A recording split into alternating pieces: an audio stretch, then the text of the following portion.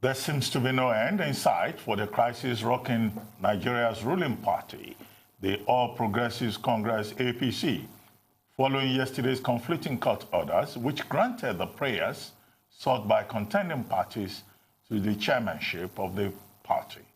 Embattled National Chairman Adams OSHIOMHOLE, who had been suspended by an Abuja Federal High Court, was restored to his position by the appeal court, while another court of lower jurisdiction upheld the claims of Victor Giadom, APC's Deputy National Secretary, to being the party's interim chairman. It was a flurry of judicial activities over these matters yesterday, with the appeal court ruling on Adams OSHIOMHOLE coming just minutes after a meeting of the party's National Executive Council with President Muhammadu Buhari and the party's governors in attendance, and was indefinitely postponed. In a moment, we'll be going over everything that happened yesterday with Chief Judge Mohalo, a chieftain of the All Progressives Congress and chairman of National Inland Waterways Authority.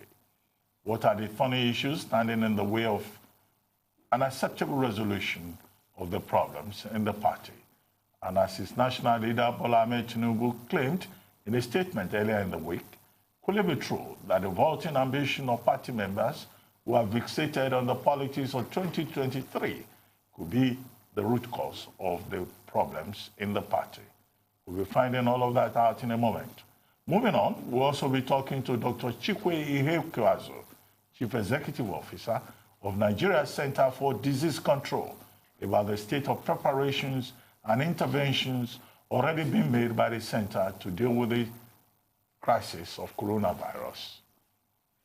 As we move things along, we'll be speaking with Johnson Chukwu, an Economic Affairs Analyst and Chief Executive Officer of Cowrie Asset Management Limited. And the focus of our interaction will be on measures rolled out yesterday by the Central Bank of Nigeria to extend various forms of its relief facilities to individuals and organizations involved in the fight against COVID-19 in Nigeria. And while Nigerians are still coming to terms with the tragic explosions that destroyed lives and property in Lagos a couple of days ago, we shall be having here with us Dr. Femi Oke-Osayintolu, Director General of the Lagos State Emergency Management Authority, to give us an update of the measures being put in place to provide relief to the victims.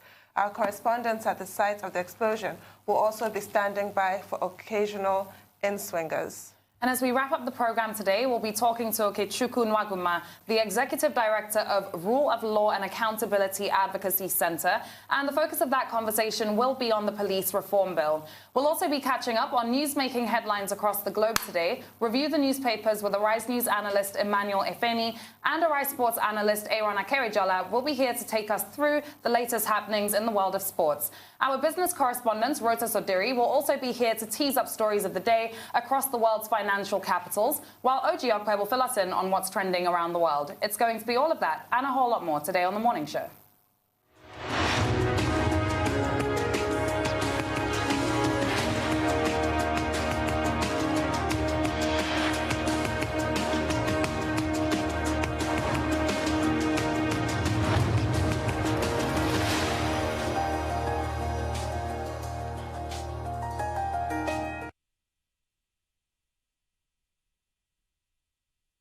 Welcome back to The Morning Show here on RISE News. It's now time to take a look at news stories making headlines around the globe.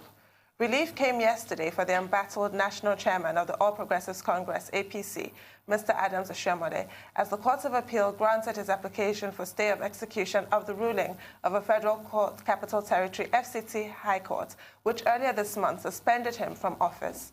The judicial relief came moments after President Muhammadu Buhari and APC governors agreed at a meeting in the presidential villa Abuja to suspend the National Executive Committee NEC meeting scheduled for today, effectively putting in abeyance the push to oust OSHIOMHOLE. For OSHIOMHOLE's chief adversary, Edo State Governor Mr. Godwin Obaseki, the two developments disrupted his desire to ease the national chairman out of office in the hope that it would smoothen his way back to the governorship of his state. Good heavens, high drama. So there was political and judicial relief.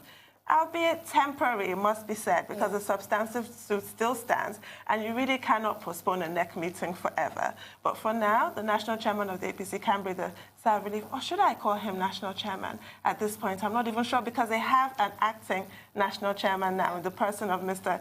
Gyadom. So anyway, I suppose we'll untangle all these threads with our next guest. Well, I mean, Victor Gyadom was declared acting chairman by a high court. Yes.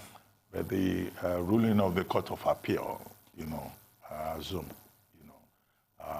supersedes that of the high court. Suspending the meeting. Yes, suspending the meeting and confirming Comrade Adams OSHIOMHOLE as chairman. So effectively... Also the substantive suit. Yeah. So effectively, it remains until that suit is determined, the chairman of the party. So he has, as you said, judicial relief. He also has political relief. Because in the last week, we have seen the leader of the party, that's the president himself, calling a meeting. I would have expected him to call that meeting much earlier. We have also seen Asiwaju Bola Ahmed Tinubu also intervening and also making his intervention public. So what we have seen is the APC, within the APC, is the leaders of the party now trying to take charge. But we must know the complaint by Chief Bisi Akande, the chairman of the Reconciliation Committee that was put in place by the party, protesting that, party members have refused to take advantage of internal party machinery to resolve disputes. And that in itself, it's an open declaration of the fact that there's a breakdown of amity within the party. I think that the All Progressives Congress is more or less postponing the evil day. What is clear to everyone is that there is division within that ruling party. But for us as Nigerians, as ordinary citizens, to what extent would this affect the politics of Nigeria? To what extent would this, affect the governance process in Nigeria, either at the state level or at the national level? And that's something that we should be concerned about, because crisis within the ruling party could have implications for policy, for actions, for governance. And that is quite disturbing. And that's why I think that President Buhari must go a few steps further to put his house in order, if I may use that phrase, to ensure that crisis within the APC does not affect or derail the policy objectives of the government of the day.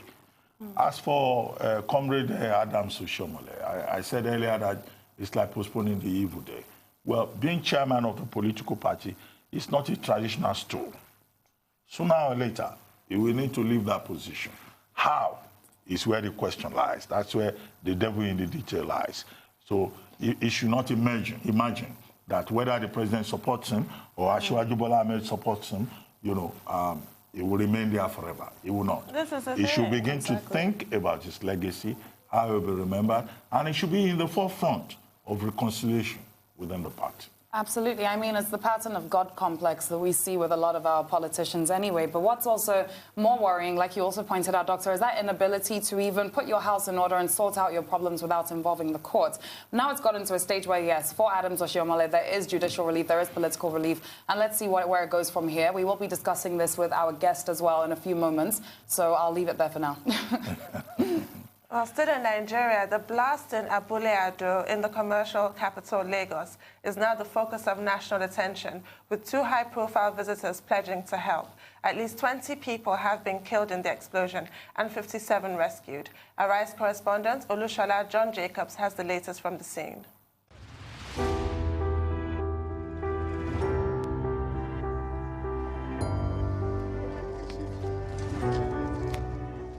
It was the second day at the site of the explosion that rocked Abule Ado community in Lagos State.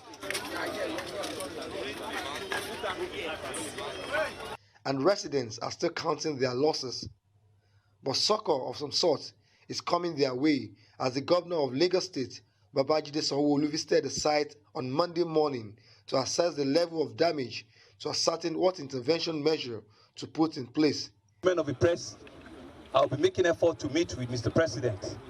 He needs to see and understand the level of the destruction that we have here. And I'll be briefing him, and I'll be soliciting for the cooperation and the support of the federal government. So immediately as we leave here, Loma is deploying. I mean, the scenes are unbelievable. It's so awful. Thankfully, there are survivors giving their accounts. Thank God that they survived. But this is unspeakable. It's completely unacceptable. Yeah. But let's commend the Lagos State government, the governor, the deputy governor, and all the state officials, Lagos State Emergency Management Agency, and even the Federal Emergency Management Agency, with the manner in which they've responded. The NNPC also, the group managing director of the NNPC, visited the place. I think the community will appreciate the fact that they've seen a lot of empathy from government. But the thing, of course, is that, well, the Lagos State government has provided 2 billion naira, I'm told, as a form of relief for the affected persons. I don't know whether 2 billion naira is enough. No, they provided 250 million. And asked the public to provide the 2 billion. They've set up a 2 billion naira fund, but they have provided 250 million. Oh, it's 250 they've provided, but the target is 2 billion. But I'm saying that that 2 billion may not even be enough, considering the extent of the devastation. It's awful. I think the federal government, this is serious enough for the federal government to also intervene. However, after we discussed the subject yesterday, somebody sent me a message that, look, this was a tragedy waiting to happen. And there is across the road in Satellite Town, also here in Lagos, another tragedy that is waiting to happen that government should worry about. I'm told that there are tank farms in Satellite Town in residential areas, and that should there be any explosion there, the tragedy, the catastrophe that we witnessed in Abule Ado around Festac will be worse. What will happen on the other side will be a worse case. So government should not wait, fold its arms until these tragedies occur. If there's something that can be done about the location of tank farms in Lagos, maybe this is the time. Maybe that's a big takeaway. I've always said it about our Papa as well.